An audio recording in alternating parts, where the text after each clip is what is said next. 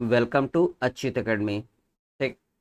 हम लोग class 10th की एनसीईआरटी पढ़ रहे थे और जो है आज का जो हमारा टॉपिक चल रहा था pair of linear equation in two variable. ठीक, दो चर वाले रैखिक समीकरण युग्म। अच्छा देखो, मैं ये सब आपको ऑलरेडी पढ़ा चुका हूँ, बस रिवीजन कराऊंगा क्योंकि मुझे इससे जुड़े कुछ क्वेश्चन लगवाने हैं। ठीक। ये नॉर्मल जनरलाइज फॉर्म था, सामान्य रूप था a1x plus b1y plus c बराबर zero, a2x plus b2y plus c बराबर जीरो।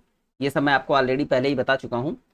अगर जो है दो ऐसे लीनियर इक्वेशन दिए हुए हैं, दो ऐसे रैखिक समीकरण दिए हुए हैं, तो अगर वो इंटरसेक्ट कर रहे हैं, मतलब अगर वो प्रतिच्छेद करेंगे, तो इसमें से ए वन अपान A2 not equal to b1 upon b2 होगा।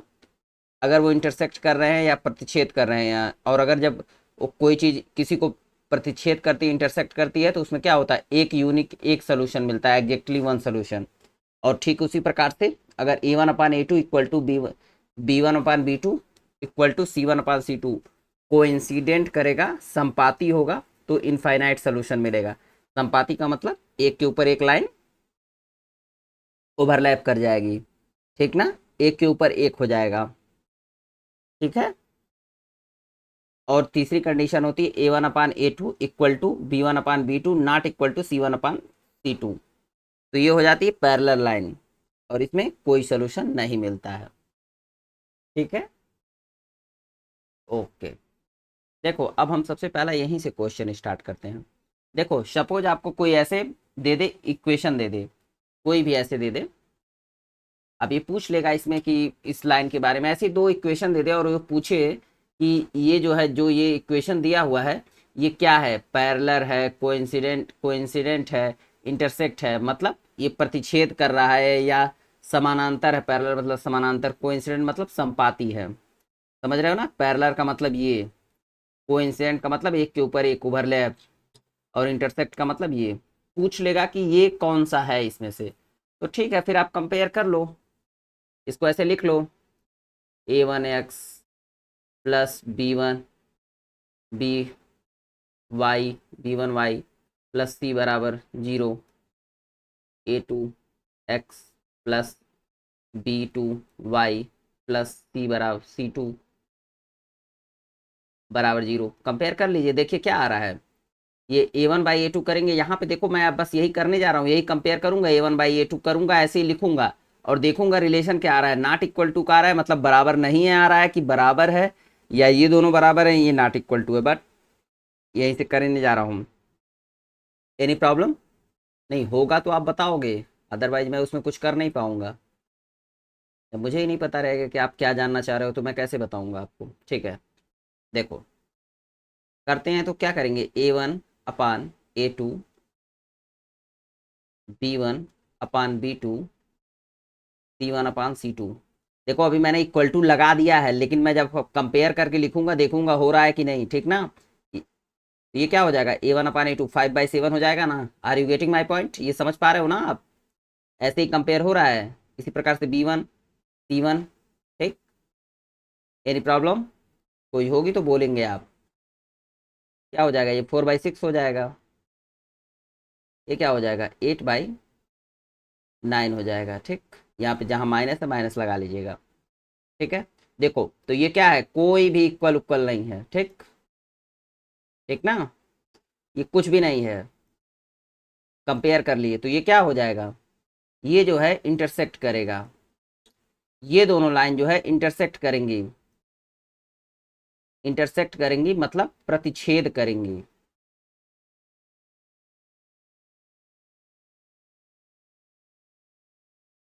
और इसका क्या होगा, एग्जैक्टली वन सोल्यूशन होगा, वन सोल्यूशन, एक हल होगा। कैसे होगा आगे मैं बताऊंगा। ये आप समझ पा रहे हो ना, कि ऐसे ही कंपेयर करके निकाल लेते अब जो भी रिलेशन आए। देखो यहाँ पर क्या हो रहा है, a1/A2 अब c1/(not equal to) तो कोई दिक्कत नहीं है। ठीक। ये नहीं कि आप खोजने लगना, ये क्योंकि इस कंडीशन में ये दोनों बराबर होना चाहिए। नॉट इक्वल टू कोई प्रॉब्लम नहीं है। ठीक है। तो ये क्या हो जाएगा, प्रतिच्छेद करेंगे, इंटरसेक्ट करेंगी लाइन। ये हो गया। इस तरीके से कोई दो इक्वेशन दिया हो तो ऐसे कंपेयर करके निकाल लेते हैं और ऐसे देख लेते हैं किससे मैच कर रहा है। ये याद होना चाहिए आपको। ठीक। आई होप कि ये आप समझ पा रहे होगे। नहीं समझ पा रहे होगे तो एक बार देखना है, ये हिंदी में भी ऐसे दिया हुआ है, मैंने ये सब आपको पढ़ा दिया है पिछली क्लास में ही। अब देखो, ये कोई लाइन दे रहा है, कोई मतलब आपको एक इक्वेशन दे दे, ठीक, और फिर कहे ना कि बताओ कि इस इक्वेशन में ये इसकी इंटरसेक्ट लाइन बताओ, पैरेलल लाइन बताओ, कोइंसिडेंट लाइन बताओ। ठीक ना। तो आप अगर समझ पा रहे होगे, देखो इंटरसेक्टिंग लाइन इसकी लिखनी इसकी, तो आप अगर देखोगे, पहली बात तो एनसीईआरटी को इस तरह क्वेश्चन नहीं देने चाहिए, क्योंकि इसके जानते हो मल्टीपल आंसर होंगे। उसमें लिखा है one of the solution is, तो लिखा हुआ है आपकी एनसीईआरटी में, इसके मल्टीपल आंसर होंगे, इसके कई इंटरसेक्टिंग लाइन बनाए जा सकते हैं, इसके कई पैरेलल लाइन बनाई जा सकती है। कैसे बनाई जा सकती है, देखो, अगर सबसे पहले आप इंटरसेक्टिंग लाइन के बारे में लिखना शुरू करो। इंटरसेक्टिंग लाइन की कंडीशन क्या होती है इंटरसेक्टिंग लाइन के लिए? अगर आपको याद होगा, इंटरसेक्टिंग लाइन के लिए जो मैंने कंडीशन आपको बता चुकी है, A1 not equal to B1 by B2। Are you getting my point? That is called condition of, this is condition of intersecting line. ठीक। मतलब प्रतिच्छेद अगर दो रेखाएं एक दूसरे को कर रही हैं तो उसके लिए ये जो है संबंध होना चाहिए, A1/A2 not equal to B1 by B2। ठीक। अब हमें कोई भी एक ऐसी इक्वेशन बना लीजिए जो नॉट इक्वल टू हो, तो आप कोई भी लिख लो ना, ऐसा कोई हमारी तरफ से कोई कंडीशन नहीं है कि हम यही लिखेंगे तो ही मान जाएगा। तो मान लो ये इक्वेशन ऑलरेडी है 2x प्लस 3y 8 बराबर 0। हम इसको लिख लेते हैं, आप अपने एनसीईआरटी से ही ले लो, 3x प्लस 2y माइनस 7 बराबर 0। अब यहाँ पर देखोगे ये क्या है, ये A1 है, B1 है, ये A2 है, ये B2 है। जब इसका रिलेशन निकालोगे A1/A2 not equal to B1/B2। किसी को यहाँ तक प्रॉब्लम है? A1/A2 क्या हो जाएगा यहाँ पे, 2/3 नॉट इक्वल टू 3/2। ठीक है। तो ये क्या हो जाएगा, इंटरसेक्टिंग लाइन के लिए कंडीशन हो जाएगा। ठीक। दूसरी चीज, अब पैरेलल लाइन के लिए क्या कंडीशन होती है, तो पहले तो इक्वेशन लिख लीजिए। पैरेलल लाइन के लिए आपको मैंने बता रखा है A1/A2 इक्वल टू, याद रखना ये पैरेलल लाइन के लिए अब लिख रहा हूँ, यहाँ पे ऐसे बना लीजिए, नहीं तो आप लोग एक ही में मिला दीजिएगा। ये कंडीशन मैं पैरेलल लाइन के लिए लिख रहा हूँ, पैरेलल लाइन के लिए, सॉरी। ये सब बहुत इजी चैप्टर है पैरेलल लाइन, अगर आप पढ़ोगे तो। जो नहीं समझेगा लास्ट की क्लास देख कर फिर इसको लगाएगा। ठीक। A1/A2 equal to B1/B2 not equal to C1/C2। अगर आप यहाँ पे देख रहे होगे तो ये इक्वेशन दी हुई है 2x प्लस 3y-8। सिंपल सी बात है, हमें A1/A2 और इक्वल टू होना चाहिए B1/B2। तो हम भी कोई ऐसी सेम इक्वेशन लिख दीजिए, और बस ये C समझ पा रहे हो ना, ये A1 है, ये A2 है, फिर A1 है, फिर B1 है, ये C1 है। यहाँ पे देखो मैंने कंपेयर किया है, बार बार लिखने की आवश्यकता तो नहीं है। अगर लिखने की आवश्यकता है तो लिख लीजिए भाई, A1x plus B1y plus C1 बराबर 0। ठीक इसी प्रकार से A2x plus B2y plus C2 बराबर 0। देख पा रहे हो ना। अब क्या हो जाएगा, A1/A2 कर लो, इक्वल टू हो जाएगा B1/B2 not equal to C1/C2। Put this value, 2/2 equal to 3/3 equal to -8/-7। ये C1 C2 नॉट इक्वल हो रहा है, ठीक ना, और ये जब कटेगा तो 1 1 हो जाएगा। ये समझ पा रहे हो ना, 1 बराबर 1, और फिर ये नॉट इक्वल टू 8/7। ठीक। मतलब A1/A2 ये बराबर है B1/B2 के, B/B2 के, B1/B2 के बराबर है, लेकिन ये C1/C2 के बराबर नहीं है। ठीक। ओके, ये दो क्वेश्चन हो गया। इसी तरीके से कोइंसिडेंट लाइन के लिए होगा, वो आप लिखेंगे। कोइंसिडेंट लाइन के लिए क्या कंडीशन होती है बताओ? ये देखो, यही कंडीशन होती है कोइंसिडेंट लाइन के लिए, तीनों के तीनों बराबर हो जाते हैं। समझे? मैं बता ही देता हूँ आपको, लेकिन मैं यहाँ नहीं बताऊंगा इस पेज पर, क्योंकि इस पेज पर अब मुझे नया पेज चाहिए होगा। ठीक है, देखो हमारा क्वेश्चन क्या था। हमारा क्वेश्चन था 2x + 3y - 8, 2x + 3y - 8। इसके लिए हमें को इंसिडेंट के लिए कंडीशन निकालनी है। क्या निकालनी है? को इंसिडेंट के लिए। को इंसिडेंट लाइन हो अगर तो क्या होगा, तो A1/A2, B1/B2, C1/C2। देखो एक्चुअली मैं इसे इसलिए बता रहा हूँ आपको, को इंसिडेंट के लिए।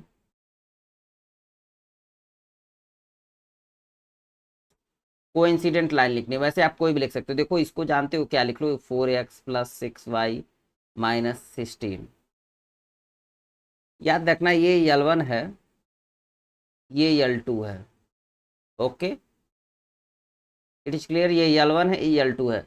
देखो यहाँ पे मैंने इसका दुगुना करके लिख दिया 4x + 6y - 16। याद रखना इसको 2 से जब मल्टीप्लाई कर दोगे ना, तो क्या हो जाएगा, ये इक्वेशन ये मैंने अपने पास से लिखी है, तो ये जब 2 से डिवाइड कर दोगे तो ये 2x + 6 3y - 8, 2 से डिवाइड करने पे L2 यही बन जाएगा ना। तो अगर इस केस में अगर L1 और L2 ये आप लिख दो अगर आंसर, तो ये भी हो जाएगा। क्यों? क्योंकि ये भी फार्मूला पूरा हो जाएगा, A1/A2 = B1/B2 = C1/C2।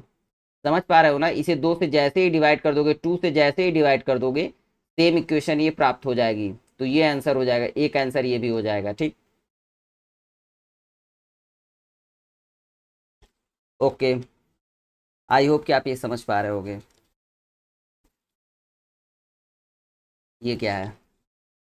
ये सॉल्व करने के लिए दे रखा है, पता नहीं।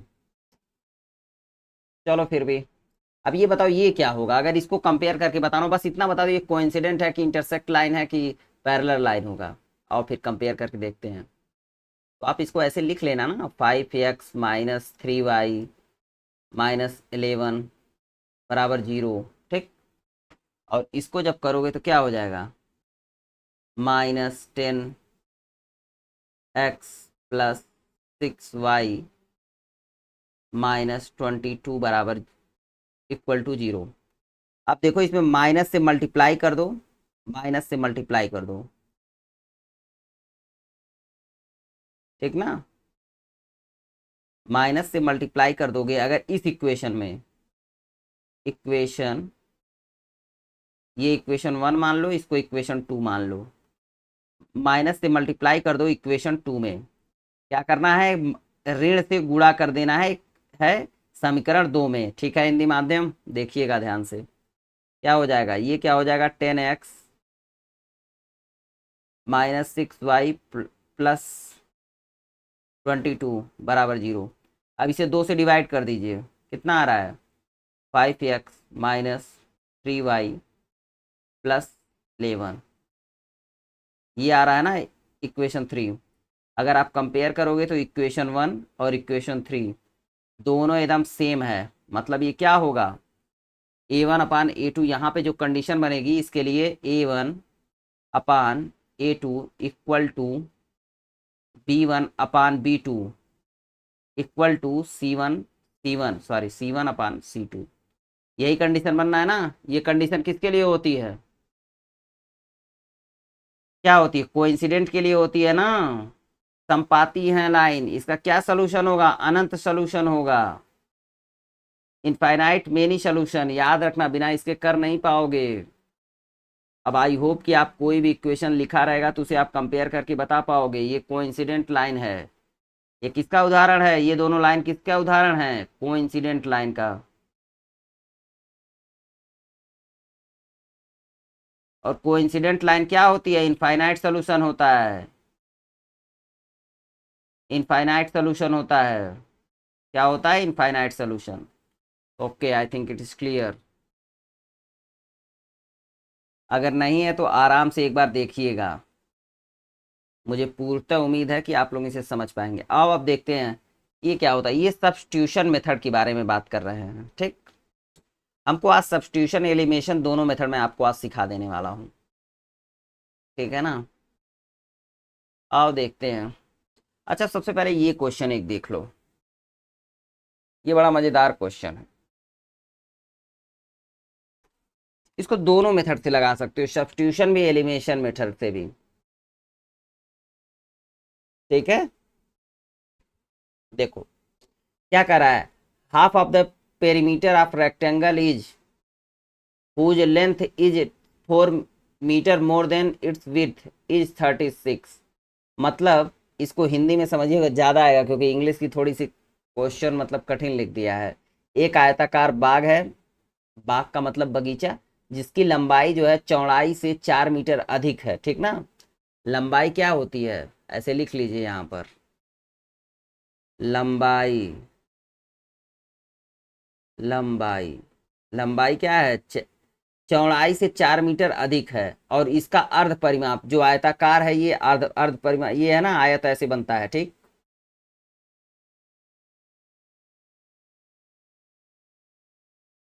इसको लिख लीजिए लेंथ, लेंथ विड्थ।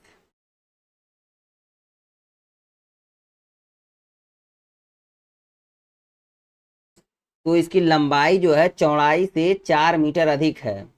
ठीक, तो ये बताओ अगर लंबाई को क्या मानोगे, बताओ यहाँ पर। कोई कुछ भी मानो, बस याद रखना जो मानोगे उस हिसाब से चलना, कि लंबाई जो है चौड़ाई से 4 सेंटीमीटर अधिक है। तो अगर इसको आप समझ लो, इसको अगर मान लो आप जो है विड्थ को यक्स मान रहे हो, तो ये क्या हो जाएगा, और लेंथ को मान लो वाई। ठीक, समझ पा रहे हो। मान लो मैंने यहाँ पे टू लीनियर, क्या चाहिए, ये क्या चीज हम लोग पढ़ रहे हैं बताओ। लीनियर इक्वेशन होना चाहिए विथ टू वेरिएबल। तो हम लोगों ने विड्थ को क्या मान लिया, यक्स मान लिया, लेंथ को मान लिया वाई मान लिया। ठीक, और क्या कह रहा है, अकॉर्डिंग टू क्वेश्चन क्या हो रहा है, प्रश्नानुसार लिख लीजिएगा हिंदी माध्यम, लेंथ को लंबाई लिख लीजिएगा, विड्थ को चौड़ाई, अकॉर्डिंग टू क्वेश्चन, प्रश्नानुसार।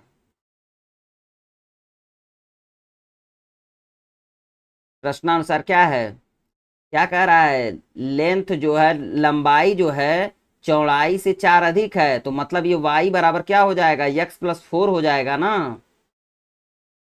होगा कि नहीं, आराम से सोच लो, पढ़ लो, फिर बताओ होगा कि नहीं। बिल्कुल होगा यही। विड्थ मान लो यक्स है, और ये मान लिया हमने लेंथ वाई मान लिया। ठीक, और क्वेश्चन में कह रहा है कि जो लंबाई लंबाई है, length is 4 metre more than its width. तो अगर क्वेश्चन के अनुसार जाएंगे, तो ये जो लेंथ होगी, ये जो है विड्थ से 4 अधिक होगी, तो यहाँ पे y बराबर हो जाएगा x+4। समझ पा रहे हो। और सुनो, एक आयताकार बाग है जिसका अर्ध परिमाण the half perimeter of the rectangle of garden, ये क्या होगा, ये यक्स, अगर मान लो इसको यक्स यक्स मान रहे हो आप लोग, एक सेकंड रुक जाइए, ऐसे कुछ भी मत मान लीजिए। अगर ये लेंथ मान रहे हो यक्स और इसकी विड्थ वाई मान रहे हो, पेरीमीटर क्या होता है बताओ। पेरीमीटर जो है यही चारों भुजाओं का योग हो जाएगा ना। क्या होता है पेरीमीटर इसका, रेक्टेंगल का, 2x+2y होगा ना।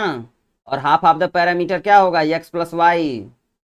और x+y बराबर क्या दे रहा है आपको, 36। अरे भाई इतना ही तो बस निकालोगे अब आप, इतना ही तो पेरीमीटर निकालना है आपको। तो ये कितना हो जाएगा, ये टोटल जो है 2x+2y हो रहा था पेरीमीटर टोटल रेक्टेंगल का। ठीक, लेकिन जब हाफ निकालना होगा तो ये y और ये प्लस यक्स, तो हाफ ऑफ द पेरीमीटर ये हो जाएगा ना, पेरीमीटर। पेरीमीटर को बोलते हैं परिमाप। ठीक, ठीक, तो x+y ये कितना दिया हुआ है, x+y बराबर कितना दिया हुआ है, 36 दिया हुआ है। समझ पा रहे हो आप। देखो अब क्या करोगे, देखो इस क्वेश्चन को आप ऐसे ही समझ लो, मैं अभी आगे एलिमिनेशन और सब्स्टिट्यूशन मेथड दोनों बताता जाऊंगा कैसे कैसे, बस इसको एक समझो बस। वैसे ये क्वेश्चन जो लग रहा है ये सब्स्टिट्यूशन मेथड से ही लग रहा है। अब क्या हो जाएगा, हमारे पास एक इक्वेशन ये है, दूसरी इक्वेशन हमारे पास ये है कि x+y बराबर कितना दिया हुआ है 36, ठीक ना। अब सब्स्टिट्यूशन मेथड में क्या होता है ना, यक्स या वाई की वैल्यू के फॉर्म में ले आते हैं। या तो आप इसको वाई बराबर यक्स प्लस फोर कर लो, या इसको ऐसे कर लो कि यक्स बराबर वाई माइनस फोर, ये इधर आ जाएगा।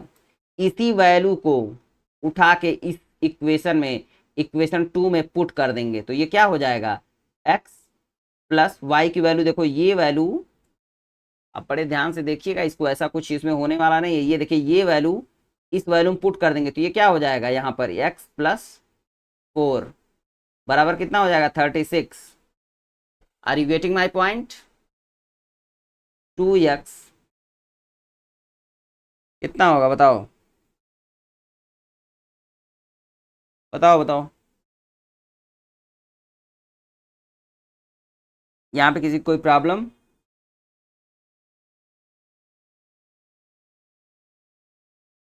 इसको जब आप सॉल्व करोगे तो क्या होगा, 2x बराबर हो जाएगा 32। कितना होगा भाई, अरे भाई ये इधर आएगा तो माइनस हो जाएगा ना जी।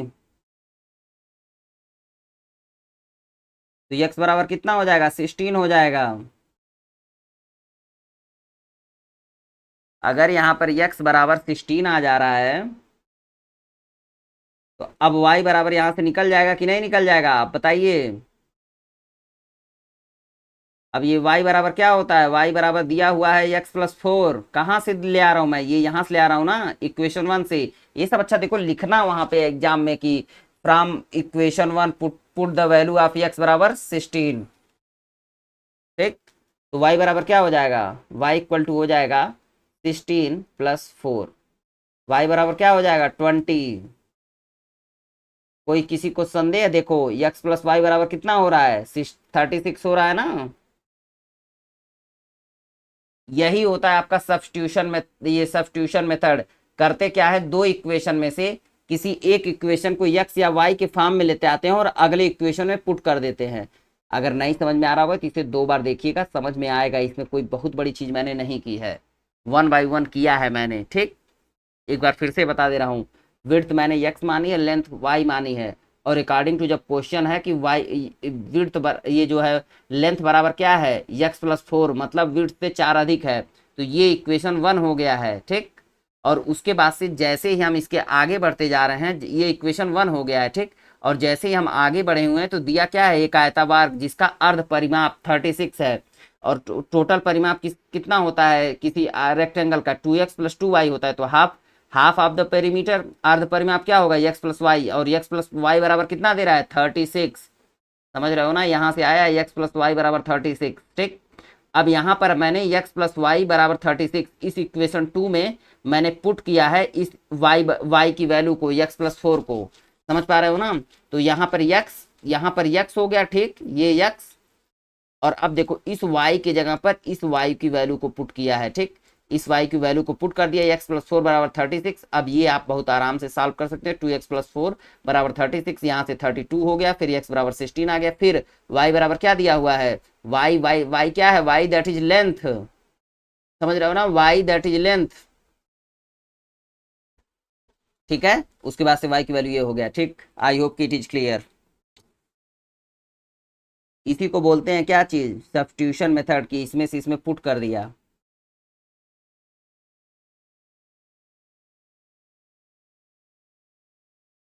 अच्छा रुको, मैं एक क्वेश्चन आपको ऐसा लगवाता हूँ जहाँ पे एलिमिनेशन और सब्स्टिट्यूशन दोनों का हो, जहाँ पर, ठीक है। इस क्वेश्चन को मैं सबसे पहले किससे करूंगा, सबसे पहले मैं आपको इसको करूंगा सब्स्टिट्यूशन मेथड से, फिर एलिमिनेशन मेथड से करूंगा। याद रखना, अभी मैं इस क्वेश्चन को, ये क्वेश्चन कोई भी क्वेश्चन आप सब्स्टिट्यूशन एलिमिनेशन दोनों से लगा सकते हो।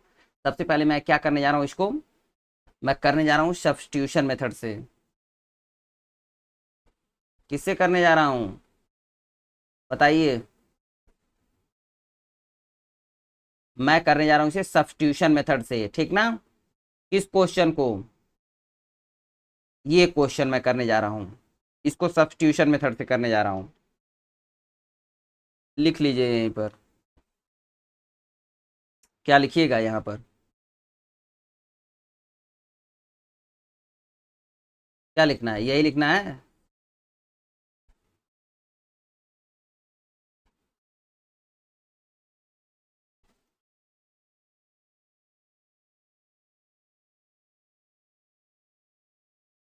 सब्स्टिट्यूशन मेथड, ठीक। देखो लिखा हुआ है fraction become 9/11, comma if 2 is added both the numerator and denominator, if 3 is added both the numerator and denominator become 5/6। मैं डायरेक्ट लिख रहा हूँ अकॉर्डिंग टू क्वेश्चन, सीधे सीधे आप लोग लिख लीजिएगा according to question, according to question. देखो यही सब होता है, ये क्या है बताओ, न्यूमरेटर डिनोमिनेटर, इसको बोलते हैं अंश, इसको बोलते हैं हर। याद रखिएगा इसको क्या बोलते हैं, अंश बोलते हैं। बता दे रहा हूँ एक बार, एक बार क्या, ये चीज़ तो आपको याद होनी चाहिए, मैं इसलिए बता देता हूँ कि कोई कंफ्यूज ना हो। हर, इसको क्या बोलते हैं, न्यूमरेटर बोलते हैं।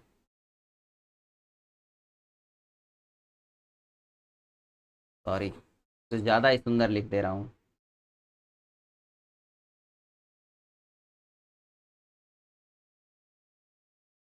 और इसको क्या बोलते हैं, डिनोमिनेटर। ओके, अब क्या कर रहा है, अगर इसी न्यूमरेटर और डिनोमिनेटर में यक्स और वाई में +2 जोड़ रहे हैं, +2 जोड़ रहे हैं, तो क्या हो जा रहा है, ये जो है हो जा रहा है 9/11 हो जा रहा है। किसी को यहाँ तक कोई प्रॉब्लम हो तो अभी बता दीजिए। ये पहली कंडीशन दे रहा है, ठीक ना। दूसरी कंडीशन दे रहा है कि इसी न्यूमरेटर और डिनोमिनेटर में अगर +3 जोड़ रहे हैं तो वो किसके इक्वल हो जा रहा है, 5/6 के। किसी को कोई प्रॉब्लम है यहाँ तक। ये हमारा इक्वेशन 1 होगा और ये हमारा इक्वेशन 2 होगा, ये दूसरी इक्वेशन होगी। कुछ ज़्यादा ही गंदा लिख दिया है मैंने, सुंदर सुंदर थोड़ा सा लिख लो, ज़्यादा नहीं बस थोड़ा सा सुंदर लिख लो।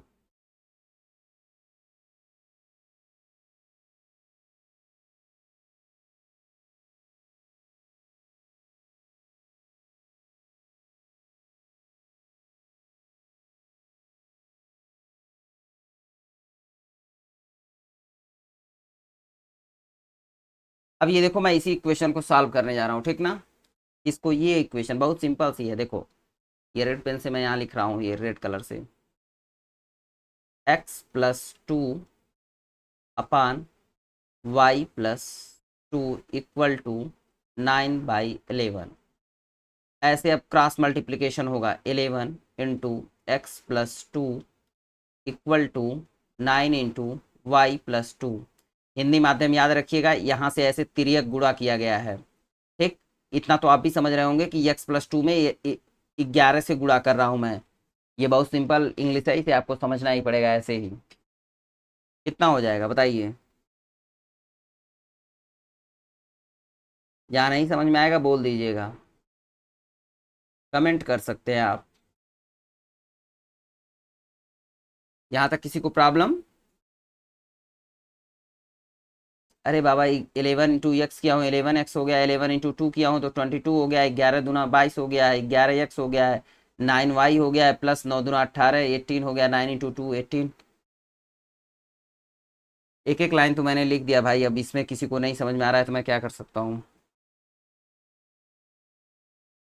वैसे आपको समझ में आएगा अगर आप इसको ध्यान से देखेंगे तो।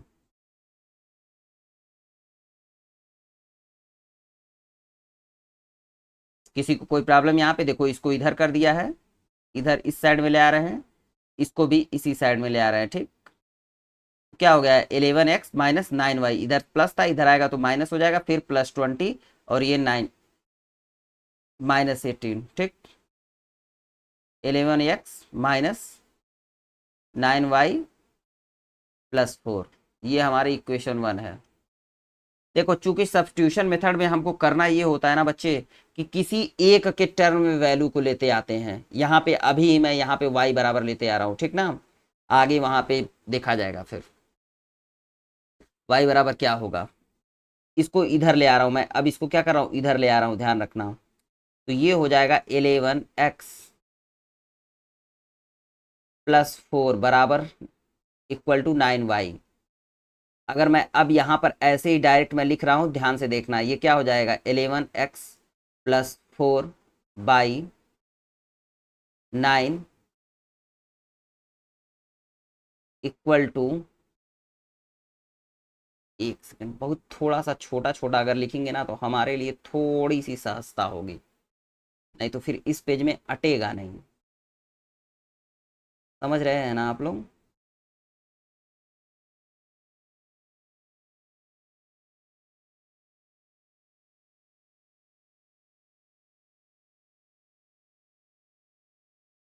यहाँ तक किसी को कोई प्रॉब्लम?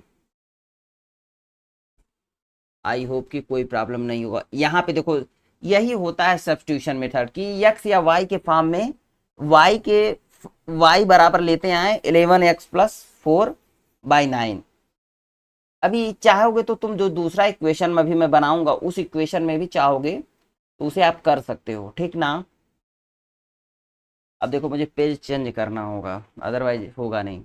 याद रखना, मैं इसी अब इक्वेशन को सॉल्व करने जा रहा हूँ, इस इक्वेशन को सॉल्व करूंगा अब। किसी को कोई प्रॉब्लम यहाँ तक? देखो ये सॉल्व कर दिया इस इक्वेशन को, नहीं होगा तो आराम से पॉज करके वीडियो देखना, डेफिनेटली समझ में आएगा, इसमें कुछ रॉकेट साइंस नहीं लगाया है।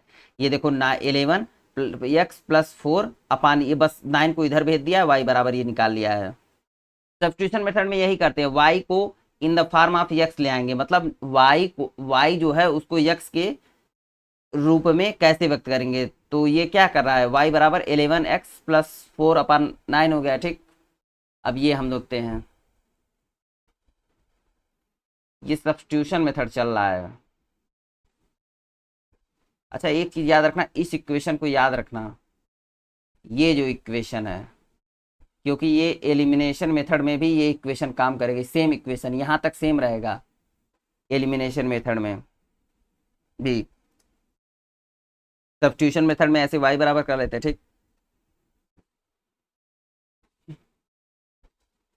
x+3 upon y+3 equals to 5/6। एकदम ध्यान से देख लो, ऊपर यही लिखा है ना, ऐसा नहीं ना मैंने कुछ दूसरा लिख दिया हो, देख लेना ध्यान से, यही है ना, x+3 y+3 इक्वल टू 5/6। नहीं, कुछ लोग कहने लगेंगे नहीं ये तो कुछ दूसरा लिखा हुआ है। आओ देखते हैं इसको, मल्टीप्लाई कर लो, 6 × x+3 equal to 5 × y+3। Any problem? 6x+18 5y+15 क्या होगा बताओ? इसको इधर कर लेंगे, इसको इधर लेते आओ और इसमें से घटा दो, 6x-5y+18 बराबर 0 कर लो, क्या हो गया, 6x-5y+3 बराबर 0। Any problem? अब देखो ये इक्वेशन नंबर 2 है, क्या है, इक्वेशन नंबर 2 है। ये क्या था, ये इक्वेशन नंबर 1 है, ये क्या है, इक्वेशन नंबर 1 है, ठीक। ये इक्वेशन काम आएगी, ये डायरेक्ट इक्वेशन, ठीक। अब देखो क्या करेंगे हम यहाँ पर देखो 6x+y, अब इक्वेशन 2 में हमारे पास y की यहाँ पे वैल्यू निकाल ली है ना, y बराबर 11x+4/9। इसी y की वैल्यू को इसमें से जो इक्वेशन बना, इसी से तो ये इक्वेशन बना है, इससे ही तो ये इक्वेशन बनाना है, इसी इसी में इस इक्वेशन में y की वैल्यू पुट कर देंगे, इसी को बोलते हैं मतलब सब्स्टिट्यूट कर देना। तो कौन सी वैल्यू y की पुट करोगे, 11x+4/9, तो y की वैल्यू यही पुट करो, यहाँ पर पुट कीजिए भाई, देखिए क्या आ रहा है, 6x-5 इंटू, क्या पुट करोगे बताओ, 11x+4/9। किसी कोई प्रॉब्लम यहाँ पर? सुंदर सुंदर लिख लीजिए।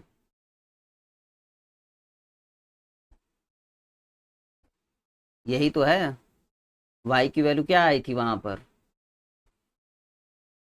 यही तो पुट कर दिया, 6x-5 इंटू ये +3 बराबर 0। ऐसे यहाँ पे लिख दीजिए, बाई पुटिंग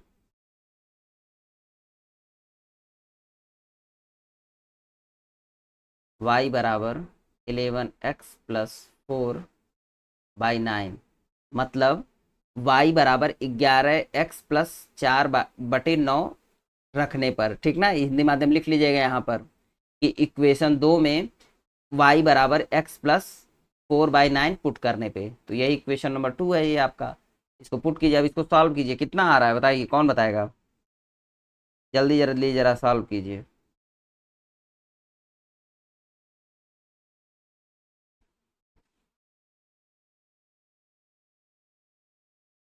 यहाँ पे कोई प्रॉब्लम, मैंने 5 से मल्टीप्लाई कर दिया है इसको। 5 से जब मल्टीप्लाई किया है तो 5 इंटू 11 कितना हो जाएगा, 55x प्लस 5 इंटू 4 कितना होगा, 20 होगा। हिंदी माध्यम 11 25 55, 5 चौको 20। कोई प्रॉब्लम, ठीक है। यही सब्स्टिट्यूशन मेथड में देखो यही होता है कि y की एक इक्वेशन, दो इक्वेशन दी जाती है, तो एक इक्वेशन को in the term of x कर लो या y कर लो, और उसको दूसरी इक्वेशन में x या y की वैल्यू डायरेक्ट पुट कर दो, ठीक। अब इसका एलसीएम निकालना होगा, समझ गया ना, डायरेक्ट निकाल रहा हूँ मैं, ये मत कहिएगा कि मुझे एलसीएम नहीं आता है। 9 हो जाएगा तो कितना हो जाएगा, 54 हो जाएगा ना, ये 9 1 जा 9 हो जाएगा, तो फिर ये क्या हो जाएगा,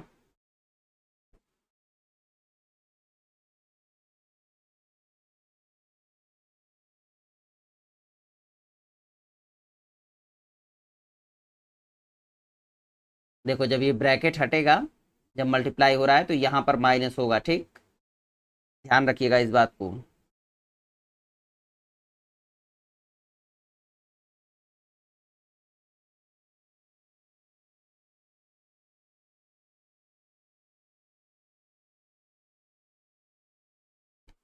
इसमें कोई प्रॉब्लम नहीं ना है, ये आप समझ पा रहे हो ना, ये माइनस है, मैंने पहले मल्टीप्लाई कर दिया है, ठीक, और इस माइनस को कुछ नहीं किया, जब होगा, ये जब माइनस जाएगा तो कितना हो जाएगा, -55x हो जाएगा प्लस -20। अब ये मत कहना कि ये भी नहीं आता है, फिर तो बड़ी समस्या हो जाएगी। कितना होगा बताओ,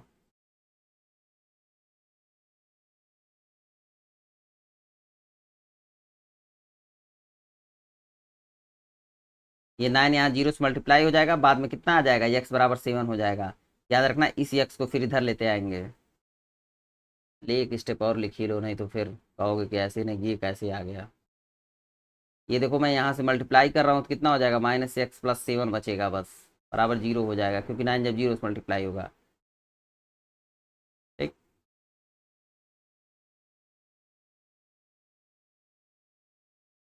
अब इस x को मैं इधर कर दूंगा तो x बराबर कितना हो जाएगा, 7 हो जाएगा।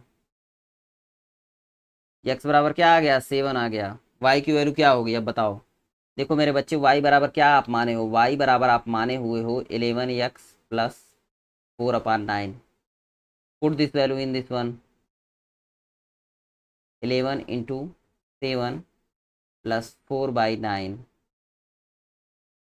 कितना होगा, 77 प्लस 4 81/9। y बराबर कितना आ जाएगा, 9 आ जाएगा। कोई प्रॉब्लम यहाँ तक, देखो ये हो गया सब्स्टिट्यूशन मेथड से वैल्यू ज्ञात करना, ठीक, यही होता है आपका सब्स्टिट्यूशन मेथड। इसमें किसी को कोई प्रॉब्लम नहीं होनी चाहिए किसी भी परिस्थिति में, ये होता है आपका सब्स्टिट्यूशन मेथड। कुछ नहीं किए हैं, बस केवल ये ध्यान रखिएगा, इस ऐसे ही दो इक्वेशन बनाएंगे। देखिए पहले एक इक्वेशन ये बनी है, ये वाली, दूसरी ये वाली सबसे पहले इक्वेशन ये बनी हुई है, ठीक, दूसरी इक्वेशन ये बनी हुई है। पहले मैंने पहले इक्वेशन को सॉल्व किया है तो ये इक्वेशन मिला है, ठीक, और जब आगे मैंने दूसरी इक्वेशन, इस इक्वेशन को जब मैंने सॉल्व किया, इस वाली इक्वेशन को, तो हमको जब इस इक्वेशन को सॉल्व किया हुआ हूँ तो मुझे ये इक्वेशन मिली हुई है, ठीक। इसी इक्वेशन में मैंने यहाँ पर y बराबर, जो ये वैल्यू मैंने निकाली थी y बराबर, ये जो वैल्यू मैंने y बराबर निकाला था यहाँ से, किससे निकाला हूँ, इस इक्वेशन से, उसी को मैंने यहाँ पर पुट किया हुआ है इस इक्वेशन 2 में, और जब पुट किया हूँ उसके बाद से इसको सॉल्व किया हूँ तो x की वैल्यू मिल गई, फिर y की वैल्यू मिल गई है। देखो एलिमिनेशन मेथड में अगर लगाना हो तो समझिएगा ध्यान से, बहुत ध्यान से सुनिएगा। देखो ये सब तो सेम रहने वाला है, यहां तक तो सब सेम रहेगा, समझ पा रहे हो ना। ये दोनों इक्वेशन, पहली इक्वेशन ये, सबसे पहले तो एक नया पेज निकालना होगा मुझे।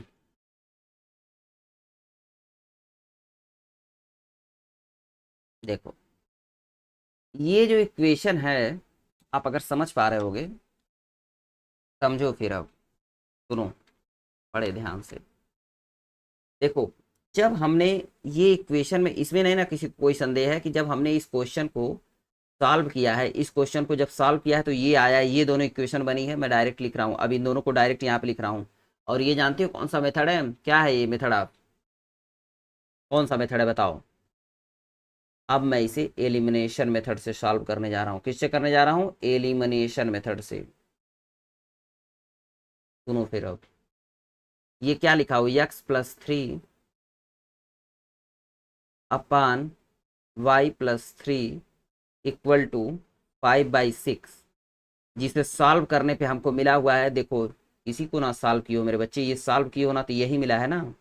अब मैं इतना सॉल्व नहीं कर रहा हूँ, डायरेक्ट बता रहा हूँ। आप वहाँ एग्जाम में ऐसे सॉल्व करना, अगर लिख देगा एलिमिनेशन मेथड से सॉल्व करने के लिए, तो पहले इसे इक्वेशन बनाएंगे, दो इक्वेशन। तो मैं डायरेक्ट ये इक्वेशन अब लिख रहा हूँ। ये इक्वेशन क्या हो जाएगी, जब इसको सॉल्व करोगे तो ये इक्वेशन आ जाएगी ना, 6x - 5y +3 बराबर 0। और जब आप इस इक्वेशन को सॉल्व करोगे, x+2 अपान y+2 बराबर 9/11। इसमें किसी को कोई प्रॉब्लम नहीं ना है मेरे बच्चे। देखो यही इक्वेशन है, ये दोनों है ठीक। इस इक्वेशन को जब सॉल्व किए तो आपका ये इक्वेशन आई है। ये अब y के फॉर्म में नहीं ले आते हैं एलिमिनेशन मेथड में, हम यहाँ तक इक्वेशन तक ही बस लिखेंगे ठीक, यहाँ तक सॉल्व करके बस ले आते हैं। बता रहा हूँ आगे वाला मेथड क्या होता है। क्या आएगा ये 11x, जब इसको सॉल्व करोगे तो 11x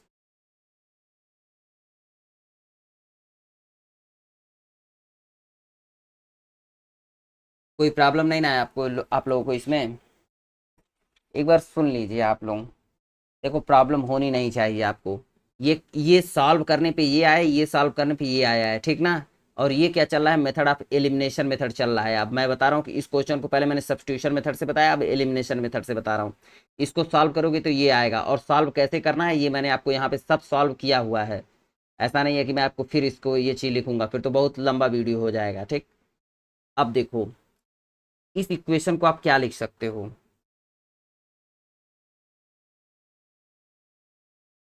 इसको आप लिख सकते हो। सबसे पहले तो इक्वेशन नंबर 1 ये थी, इक्वेशन नंबर 2 ये थी ठीक। हम लोग अब इक्वेशन 1 को क्या लिख सकते हैं, इक्वेशन 1 को, क्या हम लोग इसको इक्वेशन 1 को ऐसे नहीं लिख सकते हैं, 11x - 9y बराबर -4। और इक्वेशन 2 को कैसे लिख सकते हैं,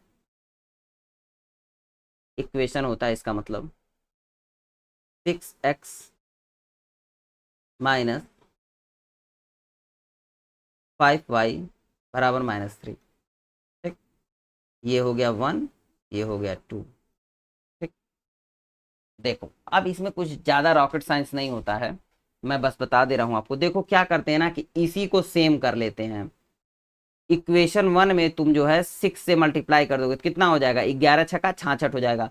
और ठीक उसी प्रकार से ये देखना, इसी से मल्टीप्लाई करते हैं, जो ये दिया रहता है ना, मान लो इसी से इसमें मल्टीप्लाई कर दो, और जो है इससे इस वाले से इसमें मल्टीप्लाई कर दो। समझ पा रहे हो। देखो क्या आएगा इक्वेशन, जब लिख दो, इसमें लिख रहा हूं मैं, अब लिखूंगा पहले, नहीं तो समझ नहीं पाओगे फिर। इक्वेशन 1 × 6 ठीक ना। ऐसे आप लिख लीजिएगा इसको, ×6, इक्वेशन 1 × 6, इक्वेशन 1 × 6 तो क्या हो जाएगा, 11×6 = 66, 11 × 6 कितना हो जाएगा, 66 माइनस 66x माइनस 54y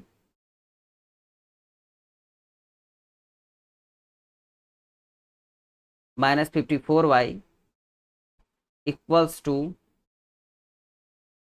कितना हो जाएगा? 24 होगा। याद रखना मैं इसमें 6 से मल्टीप्लाई कर रहा हूँ, सीधे ऐसे लिख रहा हूँ, इक्वेशन में 6 से मल्टीप्लाई कर रहा हूँ इस इक्वेशन में। याद रखना इस पूरे इक्वेशन में, ऐसा ना हो कि थोड़े बहुत में मल्टीप्लाई कर दो। और इस इक्वेशन में 11 से मल्टीप्लाई कर रहा हूँ। बस देखो इसी को सेम बनाते हैं। अब क्या होगा?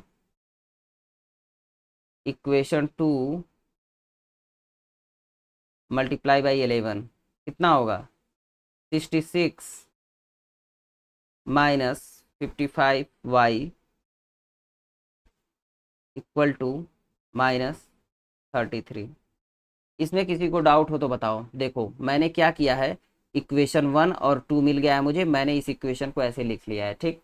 उसके बाद से मैं क्या किया हूँ, मैं ये देखो एलिमिनेशन मेथड में एक किसी को कट करना होता है, ठीक ना। तो कट करने के लिए सबसे पहले इसको भी, ये और ये दोनों नंबर समान होने चाहिए, फिर कर देंगे घटाने पे, जोड़ने पे, कुछ भी करने पे, ठीक। एलिमिनेशन मेथड यही होता है, ठीक ना। ठीक है। अब क्या होगा, आप अगर समझ पा रहे होगे, अगर आप ये देख पा रहे होगे, तो मैं यहाँ पर ऐसे लिख दे रहा हूँ इस इक्वेशन को अच्छे से लिख दे रहा हूँ यहाँ पर। देखो ये दोनों इक्वेशन मैं लिख रहा हूँ, ये इक्वेशन 3 है, ये इक्वेशन 4 आप हो गया मल्टीप्लिकेशन के बाद, आफ्टर मल्टीप्लिकेशन। तो ये क्या हो जाएगा, 66x minus 54 equal to minus 24। और ये क्या हो जाएगा, 66x माइनस 55y माइनस 33। अब ऐसे लिख देना, जानते हो क्या करने पर, घटाने पर। घटाते तो यहाँ माइनस हो जाएगा, ये माइनस माइनस का प्लस हो जाएगा, ये माइनस माइनस का प्लस हो जाएगा। ये ऐसे होता है, याद रखना कि अगर मैं घटा रहा हूँ, देखो यहाँ पे माइनस कर दूंगा तभी तो ये कट जाएगा 6 से 6, तो यहाँ माइनस माइनस का माइनस हो जाएगा, माइनस माइनस माइनस का प्लस हो जाएगा, प्लस। तो इसमें माइनस से एक तरीके से मल्टीप्लाई हो जाता है माइनस से, क्योंकि पूरे इक्वेशन में आप किसी चीज़ से घटा सकते हो, जोड़ सकते हो। ये इससे इससे कट जाएगा, माइनस माइनस 66x प्लस 66 ये घट जाएगा, और ये प्लस 55y और माइनस होगा, तो ये क्या हो जाएगा, y हो जाएगा। y बराबर कितना हो जाएगा, माइनस 33 जाएगा, कितना का 9 आएगा। देख लीजिएगा, ध्यान से देख लीजिएगा, y बराबर क्या आ जाएगा, y बराबर हो जाएगा 9 आ जाएगा, ठीक। यक्स की वैल्यू कहाँ से निकालोगे, बस बता दो तो मैं वीर जान लूँ। बताओ,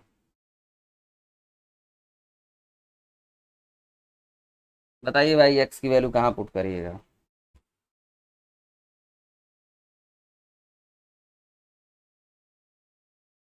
अरे आप यहीं पुट कर लो ना मेरे बच्चे, इसी में पुट कर लो।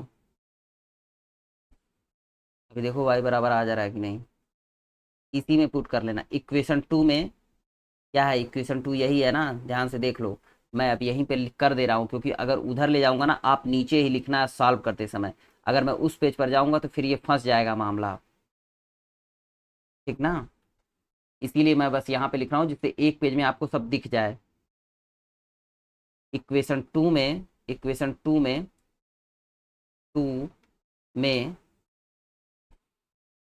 y बराबर 9 पुट करने पर, y बराबर 9 पुट करने पर, ठीक ना। इक्वेशन 2 में y बराबर 9 पुट करने पर क्या हो जाएगा, पुट करो यहाँ पे। इक्वेशन 2 कौन सा है, देखो क्या हो जाएगा, 6x माइनस 5 इंटू क्या हो जाएगा, 9 पुट कर दोगे y की वैल्यू, ठीक ना। डायरेक्ट पुट कर दूं, सॉल्व कर लोगे, इसी में पुट कर रहा हूँ, ठीक ना। इसी इक्वेशन को देख लेना। अच्छा रुक जाओ यार, सही सही करने दो, नहीं तो फंसा दोगे। इक्वेशन 2 आपका यही है ना, देखो यहाँ पे 6x देख रहे हो, 6x यहाँ पर लिख दिया, ठीक। कंपेयर करते जाओ, डायरेक्ट लिख रहा हूँ, आप वहाँ पे डायरेक्ट कर लेना, क्योंकि यहाँ पे सीट जगह नहीं है। देखो 6x माइनस 5y प्लस 3 है, ठीक। तो 6x का क्या मैंने कर दिया, 6x पुट कर दिया, माइनस 5y है तो 5 इंटू वाई बराबर क्या पुट करना है, 9 पुट करना है, ठीक। और अब क्या पुट करना है, +3 बराबर 0।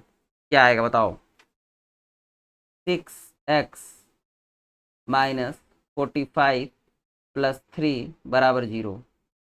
मेरा अनुमान है आप लोग इस इक्वेशन को सॉल्व कर लेंगे। ठीक, क्या होगा सॉल्व करने पे बताइए।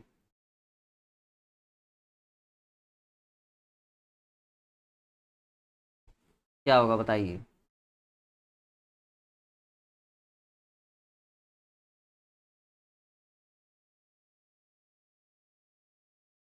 जब आप इसको सॉल्व करोगे तो देखो ये क्या हो गया, 6x बराबर 42 हो जाएगा ना। और इस प्रकार से यक्स बराबर कितना हो जाएगा, 6 से कट जाएगा ना या 7 टाइम में, तो यक्स बराबर कितना हो जाएगा, 7 आ जाएगा। कितना आएगा, यक्स बराबर 7 आ जाएगा। अब देखो यहाँ पे यक वाई बराबर क्या आया, 9 आया, एक्स बराबर 7। तो हमारा मूल वो जो है अंश बटे हर क्या हो जाएगा, एक्स बटे वाई करोगे तो कितना आएगा, 7/9, जो हम क्वेश्चन इनिशियली सॉल्व कर रहे थे। किसी को कोई प्रॉब्लम है, देखो एलिमिनेशन मेथड में क्या आया, वाई बराबर 9 आया है। ये क्या है, ये एलिमिनेशन, ये जो है सब्स्टिट्यूशन मेथड था। ये वाला जो पुराना मेथड, सबसे पहले मैंने इस क्वेश्चन को लिया था, मैं बस इस आखिरी क्वेश्चन को बता रहा हूँ। इसके बाद से नेक्स्ट क्लास में हम करेंगे जो कुछ बचा खुचा कॉन्सेप्ट रहेगा, क्योंकि क्लास बहुत लंबी होती जा रही है। मैंने एक साथ ही एलिमिनेशन और सब्स्टिट्यूशन दोनों मेथड पढ़ा दिए, कुछ ज़्यादा ही लंबी क्लास हो गई, डोंट वरी। हम नेक्स्ट क्लास में और क्वेश्चन करेंगे, आपको सब कुछ समझ में आ जाएगा, बट ये समझना जरूरी है। देखो सबसे पहले मैंने स्टार्ट किया और मैंने सबसे पहले आपको सब्स्टिट्यूशन मेथड बताया, ठीक। इसमें किसी को दिक्कत नहीं है, सब्स्टिट्यूशन मेथड से वाई के फॉर्म में लेते आते हैं यक्स या वाई को, वाई की वैल्यू यक्स के फॉर्म में लेते आते हैं, ठीक। ऐसे इक्वेशन, ये इक्वेशन सेम रहती है हमेशा, यहाँ तक सब में से सॉल्व सेम सॉल्व करना होता है, ठीक। और फिर यहाँ पे जब सॉल्व किया है तो मैंने पाया है कि यक्स बराबर 7 आया, वाई बराबर 9 आया है, ठीक। क्योंकि हमारा क्या पूछ रहा था पहलू, फाइंड द फ्रैक्शन। तो फ्रैक्शन में क्या होता है, अंश बटे हर होता है। तो फ्रैक्शन का मतलब यही होगा ना, कि फ्रैक्शन का मतलब यही ना होगा, एक्स बटे 9 वाई बताना था, कुछ भी हो सकता है एक्स और वाई। अब देखो तो एक्स बराबर कितना है, 7 है, वाई बराबर 9। और जब आप एलिमिनेशन मेथड से भी लगाओगे तो ये एलिमिनेशन मेथड में बस यही देखो, ऐसे जोड़ लेते हैं, जोड़ के काट देते हैं तो आ जाता है। नेक्स्ट क्लास में मैं इसे और अन्य क्वेश्चन समझाऊंगा, लेकिन ये क्वेश्चन नहीं बताऊंगा। याद रखना, मैंने बस मेथड बताने की कोशिश की है इस क्लास में, कि क्या एलिमिनेशन मेथड होता है, क्या सब्स्टिट्यूशन मेथड होता है। नेक्स्ट क्लास में और क्वेश्चन करेंगे, एक्चुअली क्वेश्चन है मेरे पास अभी, बट आई थिंक कि आप अभी देखो ये क्वेश्चन भी बचा हुआ है, लेकिन हम इसको नेक्स्ट क्लास में ही करेंगे, क्योंकि ज़्यादा होती जा रही है, लंबी क्लास हो जाएगी आपके लिए। कोशिश करना कि आराम से देखना, इसको कुछ भी नहीं है, बस ये यहाँ तक इक्वेशन ले आया है, फिर इक्वेशन 1 और 2 में कैसे मल्टीप्लाई किया है सब कुछ लिखा हुआ है। देखो यहाँ पे इसमें 6 से मल्टीप्लाई, आप पूछोगे 6 से ही क्यों कर रहे हैं, देखो जो यक्स के जो है, ये जो है ये क्या कहते हैं इसको बताओ, जो ये फैक्टर है, ये A1 A2, समझ रहे हो ना, जनरलाइज फॉर्म में, इसके यक्स का जो ये होता है, इससे वाई में, इसमें ऊपर वाले इक्वेशन में मल्टीप्लाई कर देते हैं, और इसके इस वाले यक्स का जो होता है इसमें नीचे वाले मल्टीप्लाई कर देते हैं, जिससे क्या होता है, ये भी देखो 36, ये भी 66 हो गया, ये भी 66। तो 66 से कट जाएगा, इसी को बोलते हैं एलिमिनेशन करना, ठीक। ये जब कट जाएगा तो देखो यहाँ सॉल्व किया है ना, यहाँ पर 66 हो गया, ये कट गया है, फिर यहाँ पे क्या बचेगा, -50 +50 वाई हो गया है, जब घटाने पर यहाँ पे लिख देना पे घटाने पर, और -54 वाई हो गया, तो वाई हो गया, वाई बराबर कितना हो गया, 33 में से 24 जाएगा, कितना आएगा, 9 आएगा, ठीक है। थैंक यू, आई होप कि आप समझ पा रहे हो, नहीं समझ पाओगे तो एक बार और देखना, मैं नेक्स्ट क्लास में और क्वेश्चन करवा दूंगा, ठीक।